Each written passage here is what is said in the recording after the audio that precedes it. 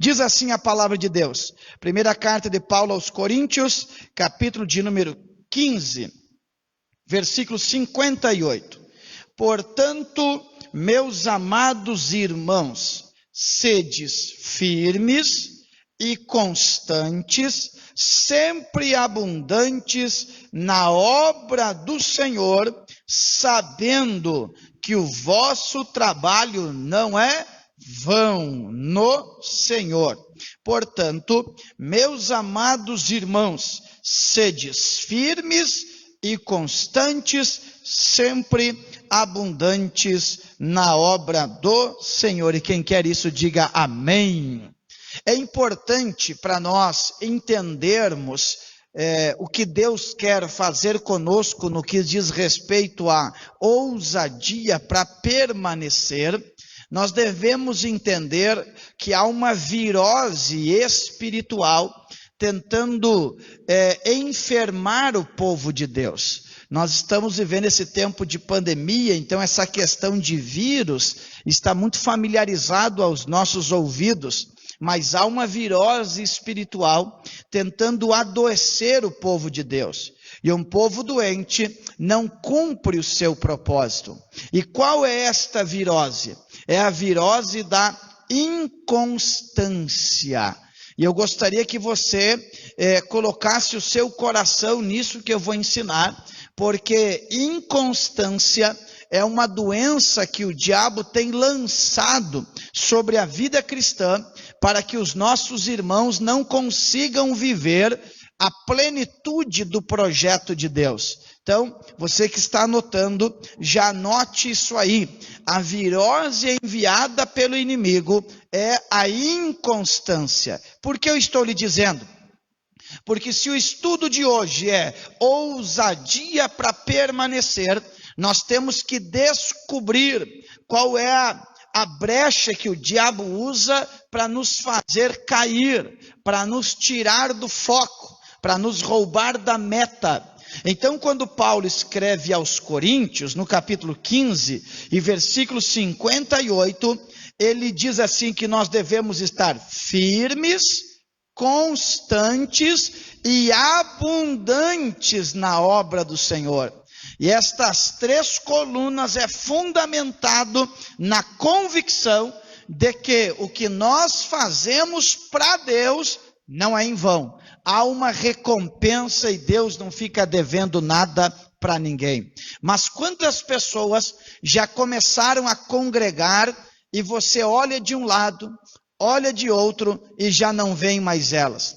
Quantas pessoas começaram a trabalhar contigo naquela empresa e não deu 6 meses, já não está mais trabalhando contigo? Quantas pessoas começaram o curso que você está estudando, mas pararam no meio do caminho e não concluíram? Por quê? Porque a inconstância é uma virose que aborta os nossos sonhos, que impede a gente de chegar até o final. É por isso que eu creio piamente que o Espírito Santo quer nos dar ousadia para nós nos plantarmos no lugar que Deus assim decidiu e a gente não arredar o pé do ambiente em que Deus declarou para a gente permanecer. É uma questão de decisão. É uma questão de coragem. Então você que está anotando, anote aí. Qual o significado de inconstância? Inconstância é falta de perseverança, falta de firmeza. Falta de perseverança e falta de firmeza também é tendência para mudar de ideia, de opinião, de atitude. Então, inconstância é a tendência de mudar de ideia, de opinião e de atitude. É isso que a gente vê no mundo. Mas como nós estamos tratando da igreja, é isso que nós vemos na igreja. Pessoas decididas por um tempo e daqui um pouco algumas coisas acontecem e desconstrói a sua firmeza. Elas vão para um território gelatinoso, como é que diz o gaúcho, meio barro, meio tijolo e não tem firmeza.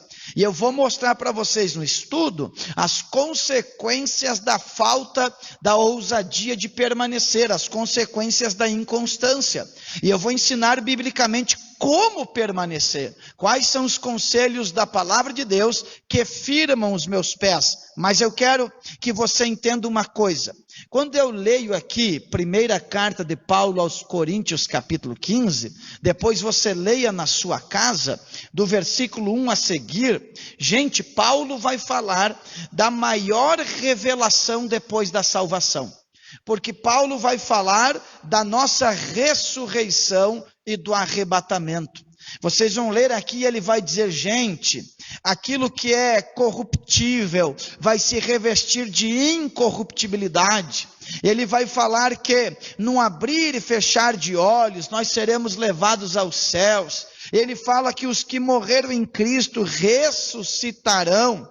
E aí o próprio apóstolo Paulo, ele vai dizendo que a morte vai ser vencida. O aguilhão da morte, que é o pecado, não terá mais poder sobre nós. Depois que o apóstolo Paulo termina este ápice da revelação, o que é que ele diz no versículo 58 que nós lemos? Portanto, meus amados irmãos.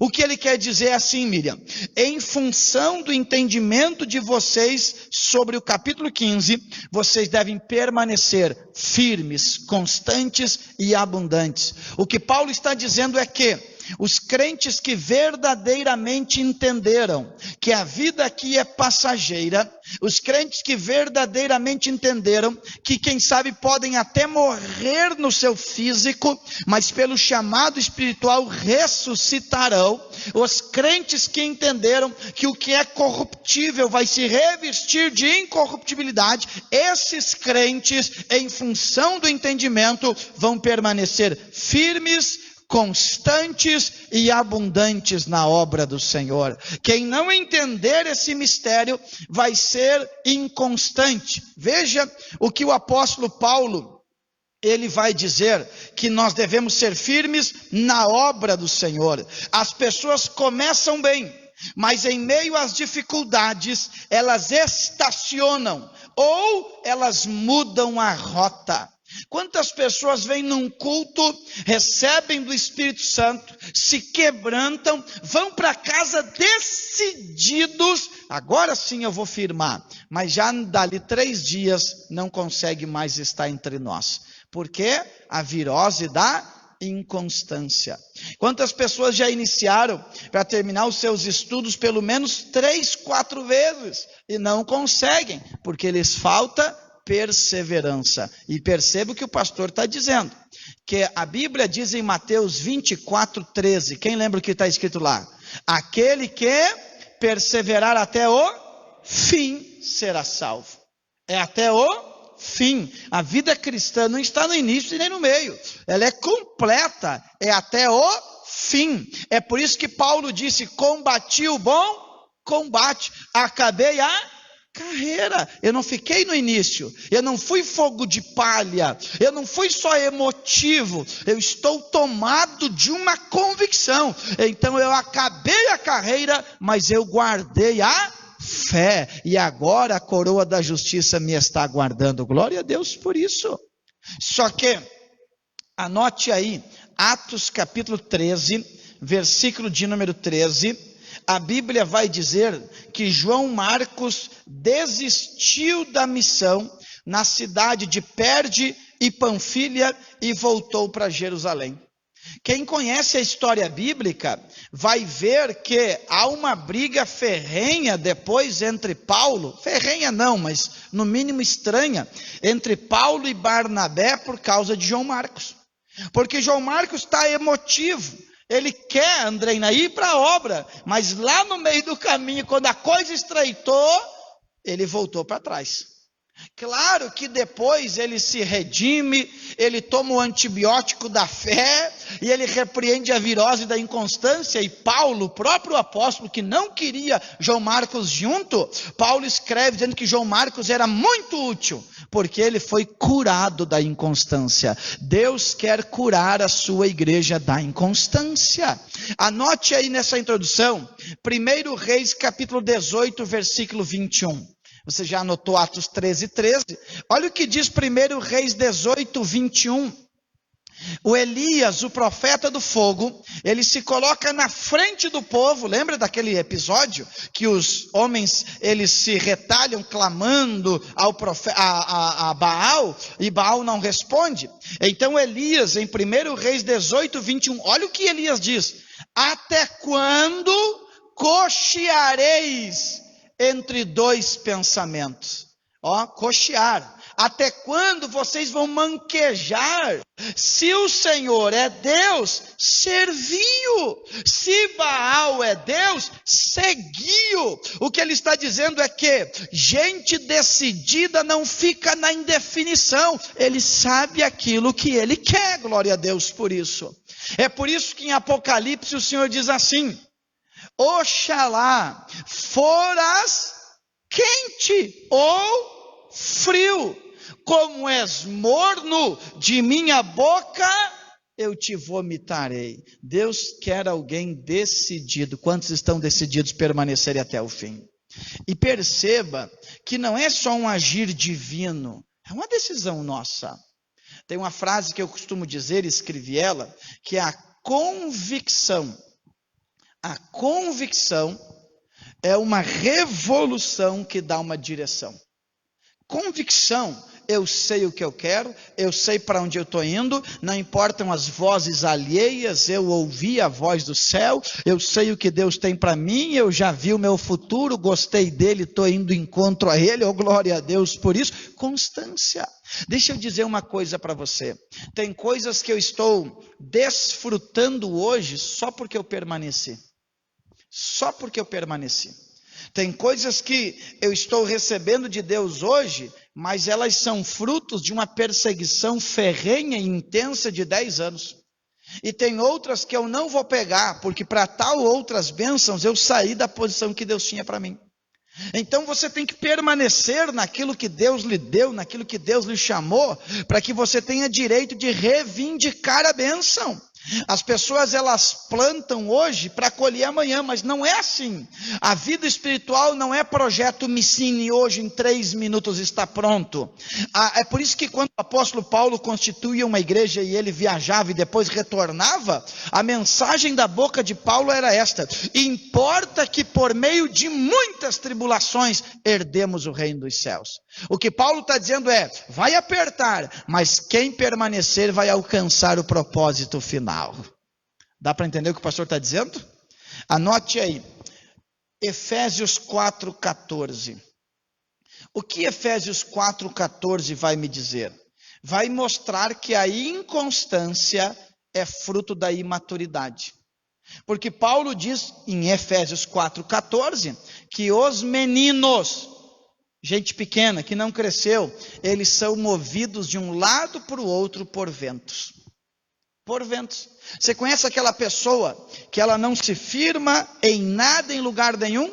Qualquer vento arranca ela. Não me cumprimentaram, não me abraçaram, não me ligaram, não me deram atenção. Gente, eu sei que nós temos uma carência afetiva, mas a nossa fé não deve estar fundamentada em afetos. A nossa fé é um firme fundamento das coisas que não se vê, mas a convicção daquilo que se espera. Oh glória! Um povo que não tem fé é um povo inconstante.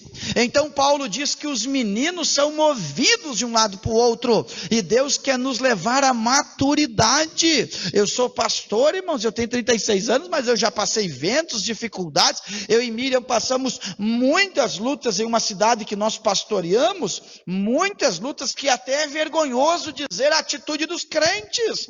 Não obstante as lutas exteriores, nós tínhamos as lutas interiores da adaptação do campo missionário e da vida de casado. Só que a gente decidiu em Deus permanecer, e hoje Deus nos deu vocês, o crescimento é visível. Por quê? Porque a vitória não está agora, mas com certeza a bênção virá para aqueles que permanecerem. Agora, anote aí, vocês fiquem naqueles expectativa do pastor dizer o ponto 1, o ponto 2 e o ponto 3, né? Então anote aí, consequências da inconstância. consequências da inconstância. Eu queria lhe pedir com todo carinho, não trate isso só como uma informação. Peça ao Espírito Santo e analise o seu coração, o diagnóstico da sua alma e veja se esta virose não lhe pegou. Quais são as consequências da inconstância? Primeiro, ver as bênçãos e não desfrutar. Ver as bênçãos e não desfrutar. As pessoas inconstantes, elas veem as bênçãos chegar, mas elas não estão mais no lugar que era para elas estarem. Quantas pessoas entristecidas e profundamente entristecidas, dizendo assim, a bênção é só para ti. Não, a bênção é só para fulano. Não, a bênção é para todos que permanecerem. Oh, glória a Deus por isso. Anote Tiago 1:8.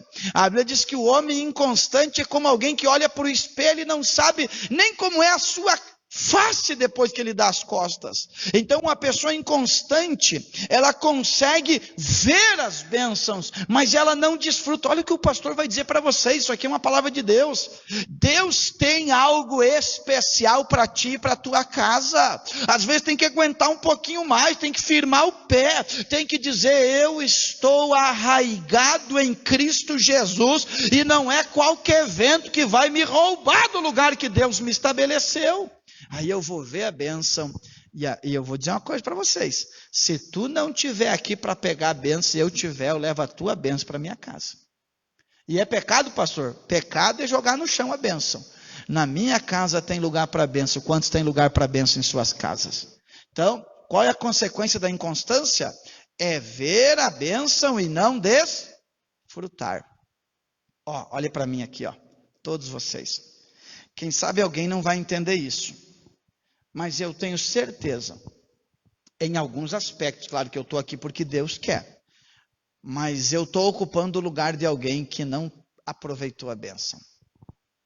Quando foi decidido eu vir para esta cidade, e houveram as 22 mudanças no estado, e o menos provável era eu e Miriam, porque nós estávamos fora do país, em um campo missionário, tanto é que, a menos que mude o estatuto hoje, o estatuto da Assembleia de Deus diz que, para um missionário assumir uma igreja como pastor presidente, ele tem que retornar do campo e ficar 2 anos, assentado. Eu fui um dos últimos que entrou antes de ser estabelecida essa regra, a não ser que mude, é assim que funciona. Entendeu? E no dia daquelas mudanças, estavam 22 nomes, só um escrito à caneta, que era o meu, porque na noite anterior foi impressa a lista pelo computador, e eu sei que alguma coisa aconteceu, e um foi apagado, e o meu foi escrito do lado, e eu não sei o que aconteceu, mas uma coisa eu tenho certeza, a bênção é para quem permanece. Eu quero dizer para você, que tem coisa que tu está desfrutando, quem sabe não era para ti, era outro, mas tu ficou ali, aguentando, e arrochou a luta, e você disse, além de ver, eu vou pegar aquela bênção que é para mim, glória. Segunda consequência, coloque aí, viver de recomeços, mas nunca terminar nada. Já viu isso aí? Viver de recomeços, mas nunca terminar nada, é o preço da inconstância. Irmãos, quando o Senhor me encontrou, no mês de outubro do ano de 1999, já tem algum tempo, e o Senhor me encontrou cheio de fragilidades, ninguém da minha casa crente, e em novembro de 99 ele me batizou com o Espírito Santo e me deu a graça de falar em mistérios. Uma coisa eu entendi, que Deus é misericórdia, mas eu não sabia se eu teria a segunda chance, então eu digo, vou me grudar na primeira que Deus está me dando. É verdade que foi aos trancos e barrancos, teve dias de cair, esfolar joelho, e eu disse, nem que for de arrasto, eu não saio do caminho que Deus estabeleceu para mim, glória a Deus, está entendendo? Porque o inconstante, ele vive de recomeço. Se eu ir lá hoje, no centro de recuperação que eu aceitei Jesus, hoje, eu vou encontrar gente do ano de 2000 lá. E não é que está ali até hoje, desde aquele então, é porque uma vez por ano teve que se internar, porque não pagou o preço de curar a inconstância. Não vê que tem na igreja crente que nós temos que receber eles 3 vezes por ano? 3 vezes por ano, nós temos que levantar a mão. Os irmãos estão de acordo em receber o irmãozinho na comunhão, todo mundo, amém! Mas é só até chegar o carnaval, ou esse ano não vai ter festinha de fim de ano, de formatura, senão já desvia da igreja, e ó, pá! Sem contar os que vendem água mineral. Água mineral. Agora aqui tem outras coisas, né? Agora aqui estão evangelizando nas festas, né? Então, são pessoas que vivem de recomeços. Eu conheço gente boa, mas que já iniciou 3 cursos superiores e não terminou nenhum. Vai até um pouco e diz, não é a minha área. Gastou 3 semestres, dinheiro, tempo, para dizer, não é a tua área, mas termina isso aí. Para alguma coisa vai ser útil amanhã, quem dá glória a Deus por isso. Por quê? Porque se eu não concluir, se torna um vício de recomeços. E tem coisas que é uma ou no máximo 2 vezes na vida. Quem diz amém por isso? Terceiro, escreva aí. Terceira consequência da inconstância, de não viver na ousadia para permanecer. Coloque assim, não consegue possuir as promessas com firmeza. Uma pessoa inconstante não consegue possuir as promessas com firmeza. Vem no culto, Deus usa o profeta, Deus usa a profetisa, lágrimas, caímos no chão, mas passando-se 10 dias, parece que faltou firmeza para tomar posse daquilo ali. Deus fala, Deus repreende, Deus nos constrange, há uma vergonha interior sobre algo que estamos praticando, que entristece os olhos de Deus, e a gente sai daqui decidido, não vou fazer, mas só mais uma vez eu vou fazer. É uma doença que pode levar a pessoa a se auto-enganar e achar que vai ao céu, e no fim de sua vida ouvir a frase mais decepcionante de todas: apartai-vos de mim, vós que praticais a iniquidade. Então, tem pessoas preciosas, mas não conseguem tomar posse das promessas de Deus. É uma doença ignorada. Não, dá para ir levando, vamos indo. Se eu cair, depois eu... Não, gente. Eu conversei com alguém que desviou, que cantou aqui. E para mim é o diabo. Não importa se é meu amigo, quiser combater, vem falar comigo de Bíblia. E me dizer assim, não, eu creio assim que se é de Deus, Ele vai me trazer. Cuidado com essa ideia errada. Tu vai ficar essa ideia a vida toda, se é de Deus, já está queimando na frigideira do Satanás, dizendo, se é de Deus, Ele vai descer no inferno e vai me tirar. Não vai descer, não vai. É hoje o tempo da oportunidade, é agora a hora de tomar posse. Tem uma turma dizendo, se Ele quiser, Ele quer. Ele já mandou o seu único filho para morrer na cruz do Calvário. Ele não abriu a boca para reclamar, morreu, mas ao 3º dia ressuscitou e está sentado à destra de Deus. Tem alguma dúvida que Ele quer? Eu não tenho dúvida. Ele me quer aqui, abençoado, restaurado, templo do Espírito Santo, quem dá glória a Deus por isso. Toma posse. Está dando para entender? Mas o crente que é inconstante, ele ouve a promessa, ele se emociona, mas não tem firmeza para pegar. Nós, Miriam, lá na última igreja que pastoreamos no Uruguai, conhecemos gente preciosa, queridas, cheias de talentos, né? Mas desviavam frequentemente. Alguns desapareciam 3 meses, Ademir, você viu na igreja? 3 meses, gente. E aí aparecia e dizia, Deus te bendiga, irmão, como está? Oh, tudo em paz. Tudo em paz. 3 meses, sem ir para sua casa espiritual, sem se assentar junto à mesa para comer o banquete do céu. Irmãos, eu estou 3 meses, e quando chegava, oh, Deus bendiga, que maravilha este enero na família, e cantava, o Mateus já está lá, depois toca e canta, e cantava, e se abraçava, eu digo, mas 3 meses, Então tem pessoas que, eu não duvido da fé, eles creem em Jesus, mas tem que repreender esta virose em nome de Jesus. Você não pode se dar o direito de estar aqui hoje e amanhã não está. Firma o pé e diga: Senhor, daqui eu não saio, daqui ninguém me tira, eu vou tomar posse das promessas. Senão, tu vai ver os outros alçando voo e você com o espírito da galinha se arrastando no chão. E Deus nos chamou para ser águia, não para estar ciscando no chão. Espírito do porco que não consegue olhar para cima. Nós temos que tomar posse da bênção de Deus. Anote aí, em quarto lugar. Anote aí, em quarto lugar. Quais são as consequências da inconstância? Justificar os fracassos colocando a culpa nos outros. O senhor sabe, né, pastor, que meu vô... O que tem teu vô, irmão, a ver contigo? Não, é que meu pai... E aí, o negócio é contigo, não é com o outro.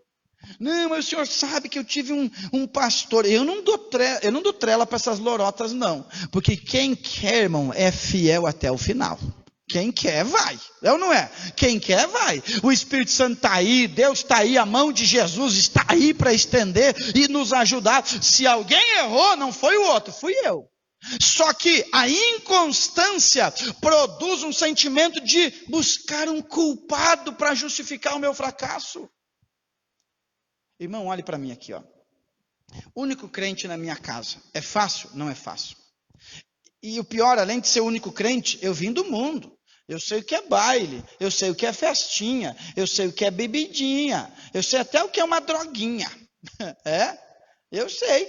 E aí eu me converto, quase 16 anos, o Senhor me encontra, como falei para vocês, recém me batizo com o Espírito Santo, e daqui um pouco eu estou inserido na minha casa, ninguém crente, sexta-feira a família para o baile, e eu com Bíblia debaixo do braço, vou para a igreja, porque eu entendi que dependia de mim, que a caneta que escreve a minha história está na mão de Deus, mas está na minha também, e não adianta eu dizer: não me abraçaram, não me quiseram, me criticaram. O meu negócio é com Deus. 1000 caem ao meu lado, 10.000 à minha direita, e eu não sou atingido, eu estou firme no Senhor, ó glória. Quem recebe esta palavra hoje?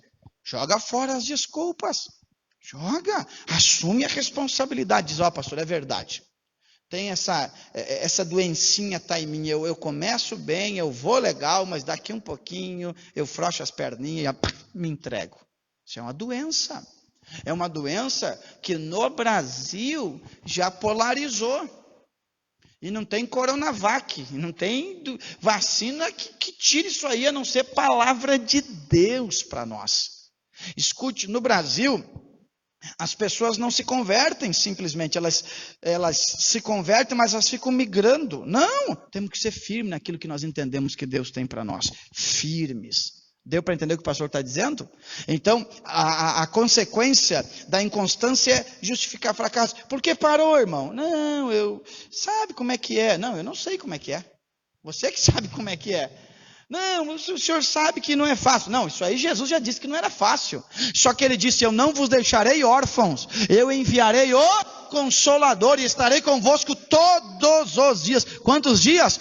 Todos os dias, até a consumação do século. Agora, a pergunta é esta, para nós não ir longe. Como ter ousadia para permanecer? Coloque assim então: como curar a inconstância? Como curar a inconstância? Como ter ousadia para permanecer?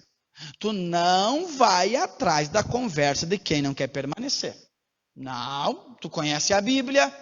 Então, quais são os segredos? Qual é o remédio para curar a inconstância? Primeiro, coloque aí, ó. Coloque bem assim, ó. Investir no fundamento. Investir no fundamento. E anote Provérbios 22:6. Qual é o primeiro segredo para eu vencer a inconstância e eu ter ousadia para permanecer? Investir no fundamento. Coloque Provérbios 22:6. Que diz lá? Ensina a criança no caminho em que deve andar, e ainda quando envelhecer não se desviará dele. Diga comigo: ensina. É o fundamento. O fundamento para nos curar da virose da inconstância é o ensino, é o poder da palavra. Olha o que a Bíblia está dizendo: ensina o menino, a criança, que hoje é inocente, não tem percepção da vida, mas vai ensinando, porque o ensino é o pavimento que dá sustentabilidade para a minha permanência. O problema é que os crentes gostam de ir nessas igrejas que só tem profecia, que só tem anjo da asa quebrada, só tem bola de fogo, eis que eu sou contigo. Uma vez uma entrou aqui dentro do escritório, com a vida toda mais enrolada que um carretel de linha, mas me disse: mas eu fui na igreja ali embaixo e me disseram que Deus é comigo. Deus é contigo? Deus está com uma vontade de dar uma tunda e fazer você acertar o teu altar para adorar a Deus. Está pegando esses dias na cachaça, numa vida miserável, mas na conversa familiar diz assim: eu vou procurar outro lugar, porque ali na assembleia parece que o pastor não quer expulsar demônio. Eu expulsar demônio? Eu não expulso o teu convidado para estar na tua casa. A gente só manda embora aquilo que não é tolerável. O que a gente tolera, a gente não manda embora. Então nenhum pastor tem autoridade para mandar embora aquilo que o próprio indivíduo tolera na própria vida. A gente manda embora aquilo que está perturbando. Se tem demônio perturbando e você diz: eu não quero, a gente manda embora em nome de Jesus. Agora é mais fácil botar a culpa no demônio do que assumir os desvios de caráter. O maior culto de libertação é o culto de ensino, porque o diabo trabalha na escuridão, ele trabalha na ignorância, no apagar das luzes do entendimento. Quando a gente acende as luzes do entendimento, você vê o inimigo e diz: está repreendido em nome de Jesus, não te aceito na minha vida. É por isso que o diabo quer fazer a igreja gostar de culto de campanha, culto de realização, mas não desses cultos que abrem a Bíblia e mostram o erro. Quer ver? Quer ver? O demônio que mais me dá medo não é o demônio que aparece no culto. O demônio que vem no culto é o demônio kamikaze. Ele quer morrer, porque ele vai embora em nome de Jesus. Se manifestar um demônio aqui, pode rolar debaixo das cadeiras, mas vai sair, nós vamos mandar ele embora. Pode ter certeza que aquilo não vai se criar. Ele vai ser mandado embora em nome de Jesus. Pode demorar meia hora, 40 minutos, não importa. Eu faço serão, mas que eu mando ele embora e mando. E se ele não for por mim, alguém Deus vai usar para mandar o demônio embora. Mas tu pode ter certeza. O que me dá medo é aquele versículo que diz assim, ó o que diz a Bíblia: e Judas, participando da ceia, entrou nele Satanás. E Judas não virou o zoinho, não cantou, não babou no canto da boca, não se torceu, ficou firmezinho. É esse tipo de demônio que eu tenho medo. Aquele demônio dissimulado que faz a pessoa andar que nem crente, falar que nem crente, mas tem um coração perverso fazendo coisas que dá vergonha para o céu. E como é que corrige isso? Não é com a oração do pastor, é com o ensino da palavra de Deus. Alguém recebe isso aqui? Ensina o menino no caminho em que deve andar. Ele tem que saber o caminho que vai andar, e até o fim dos seus dias não desviará dele. Segundo segredo, coloque aí: confiar em Deus. Qual é o primeiro segredo? Investir no fundamento. Qual é o segundo segredo ou remédio de como curar a inconstância? Confiar em Deus. Coloca aí Salmo 125, versículo 1. Salmo 125, versículo 1, o que é que diz lá? Os que confiam serão como os montes que não, mas permanecem. Olha aí, perseverança. Mas ele está usando uma linguagem alegórica, falando dos montes siões que permanecem e não se abalam, mas ele está falando daqueles que confiam no Senhor. Quem confia em Deus permanece do jeito que Deus mandou ficar. Mas o Patrick está me judiando aqui. Mas e aquele que me chamou não vai pelejar minha causa com ele? Mas o Kaique não está acreditando em mim. E aquele que me chamou não vai pelejar minha causa com ele? Vai. Os que confiam no permanecem para e não são abalados. Mas tem gente abalada por qualquer coisa. Tem gente que se abala por... tem gente aqui que nunca vai ver uma nota de dólar na vida. Mas viu que o dólar aumentou, já está quase perdendo a paz. E agora, meu Deus, meu Deus, meu Deus. Se abalando. Não, o teu Deus, o teu provedor, o que te cuida, o que te chamou, o que te escolheu, o que te respalda, ele vai proteger você nos mínimos detalhes. Confia nele. Confiar é como aquela historinha que eu conto aqui, de um circo, vou ter que repetir ela, em que tem aquela corda de uma extremidade à outra, e tem um homem lá em cima, que ele anda sobre uma bicicletinha, se equilibrando naquela corda, e ele daqui a um pouco grita assim: ei, quem tem coragem de vir aqui na garupa, eu vou levar você sobre esta corda. E todo mundo assim começou aquela murmuração, aquele burbúrio quieto, e daqui a um pouco um menininho disse assim: eu vou. E daqui a um pouco um adulto disse: mas tu é louco? E se ele cai lá de cima? Aí o menino disse: não cai, é meu pai, ele sempre faz, sempre dá certo, eu confio nele, oh glória. O problema é que os crentes não confiam em Deus, irmão, a mão de Deus está estendida, Deus decidiu. Quem crê que Deus peleja por todas as áreas da nossa vida, confia no Senhor. Vamos lá para nós corrermos? Terceiro, coloque aí: crer no amor dele. Crer no amor dele. Dele é, Deus, Jesus. Crer no amor dele. E anote aí, Romanos capítulo de número 8. Anote aí, Romanos capítulo de número 8, é um texto que o presbítero Amarildo geralmente lê para nós aqui, é um texto poderoso. Romanos capítulo 8, versículo 35 até o versículo 39. Olha o que a Bíblia diz aqui, ó. Quem nos separará do amor de Cristo? A tribulação, ou a angústia, ou a perseguição, ou a fome, ou a nudez, ou o perigo, a espada?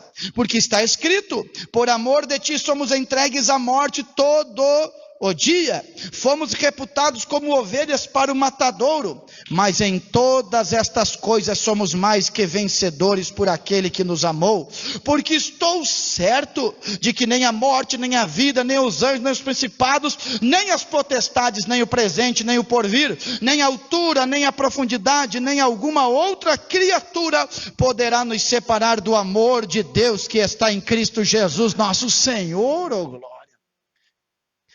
O que tem a ver constância com crer no amor dele?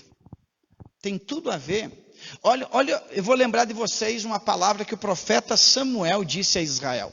Samuel disse bem assim para Israel, Carlinhos: vocês cometeram um grande pecado contra Deus, vírgula.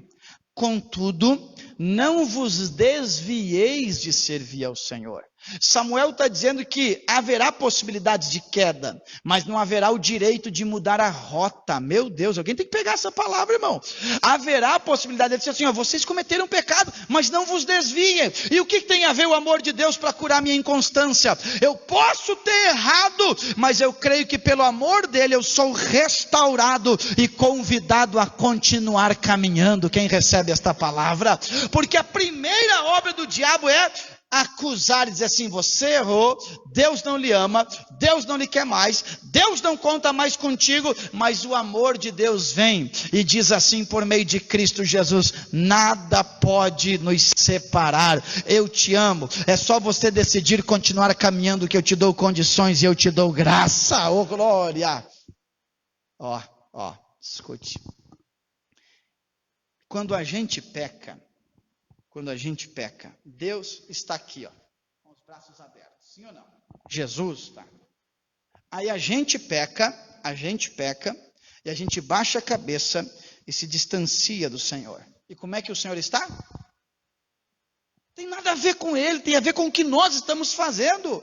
Qual o pecado pior? O de Judas ou o de Pedro? Qualquer um é ruim. Negar ou trair é a mesma coisa. O problema é que Pedro entendeu o amor de Jesus e disse: eu errei. Todo mundo vai saber da história que eu errei. Está marcado, está escrito. Mas todo mundo vai saber que mesmo errando eu permaneci com ele. Oh, glória a Deus. Alguém tem que dizer amém mesmo, ó. Eu errei, mas eu decidi. E o Judas? Eu errei só uma vez. O que tu fez depois do erro? Me matei. Não te mata depois do erro. Mas peraí, pastor, eu não estou me matando. Você está se aniquilando quando você se dá o direito de se distanciar, fundamentado no teu erro. O teu erro não deve ser o distanciamento, deve ser o trampolim que lhe arremessa para os braços de Deus. Eu já orei e disse: Deus, tu sabe que a minha natureza me perturba, eu não estou legal, mas eu estou aqui, Senhor, oh glória. Eu gosto daquele hino da Aline Barros, que ela diz assim: se o meu corpo errar o caminho, meu coração clamará por ti. Algo tem dentro de nós que quer permanecer com Deus, ó glória. Creia, quem crê que Ele nos ama. Nenhuma condenação há para aqueles que estão em Cristo Jesus, ó glória. Coloque aí em quarto lugar. Coloque aí, eu vou repetir o primeiro: investir no fundamento. Segundo, confiar em Deus. Crer no amor dEle. E agora coloque aí, ter intimidade com Deus. Eu estou falando do remédio que cura esta inconstância, esta vida capenga, de estar e não estar, de querer não querer, de estar junto e não estar, de estar 180 por hora hoje, amanhã não está nem a 20, está no tranco, tem que estar empurrando. Não! Então tem que ter intimidade com Deus. Anote aí, Isaías capítulo 30 e versículo 21. Isaías capítulo 30 e versículo 21 diz assim: e os teus ouvidos ouvirão a palavra de que está por trás de ti, dizendo: este é o caminho, andai nele, não vos desviardes nem para a esquerda e nem para a direita. Vai reto, oh glória a Deus por isso. O texto está dizendo que há uma voz de comando que nos firma, nos orienta, que nos calibra, Patrick, dizendo: não é nem para a direita nem para a esquerda, é aqui o caminho. Quantos aqui querem ouvir esta voz que nos orienta?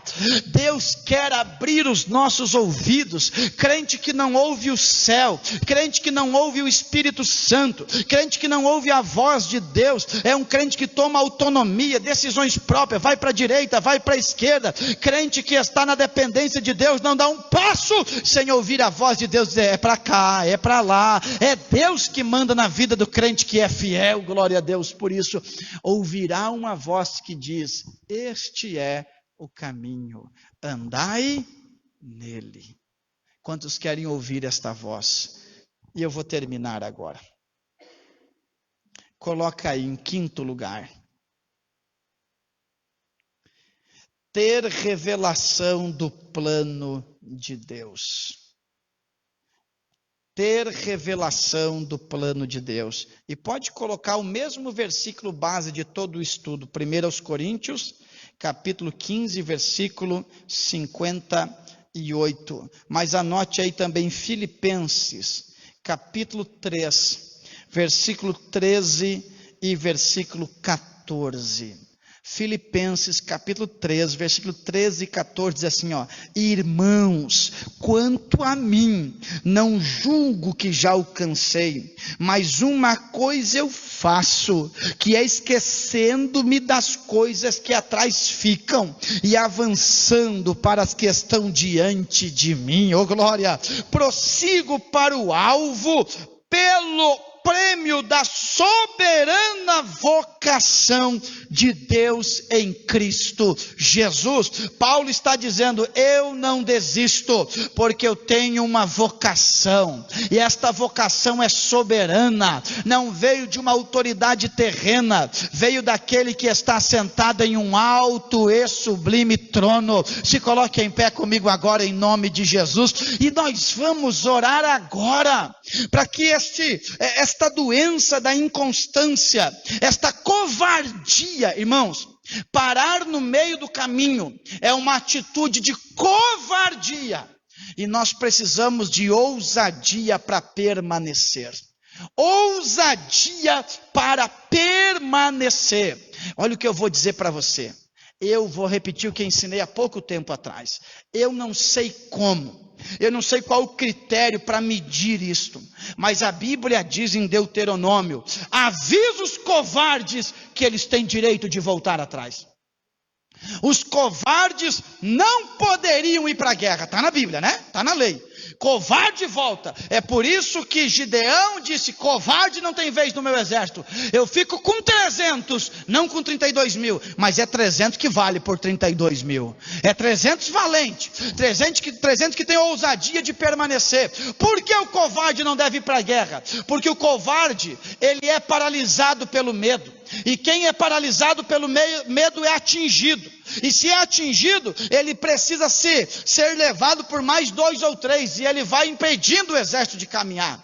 Então eu não sei como, eu só sei que Deus mandou dizer que covarde não deve ir para a guerra. E Apocalipse 21, versículo 8 diz que os covardes, eles não vão para o céu. Então Deus não tem pacto com quem é covarde. E valentia não é olhar para os músculos e confiar, não é olhar para a multidão, é olhar para cima e dizer: aquele é comigo e nada vai me parar no meio do caminho. Deus quer alguém que tem coragem de permanecer. Quando você decidir, vai vir uma meia dúzia de gente falar no teu ouvido. Não ouça esse tipo de gente. Ouça a voz de Deus dizendo: esse é o caminho, andai nele. Tu vai ver um cair aqui, outro cair ali, mas olha para cima para você não ser atingido. Fecha os teus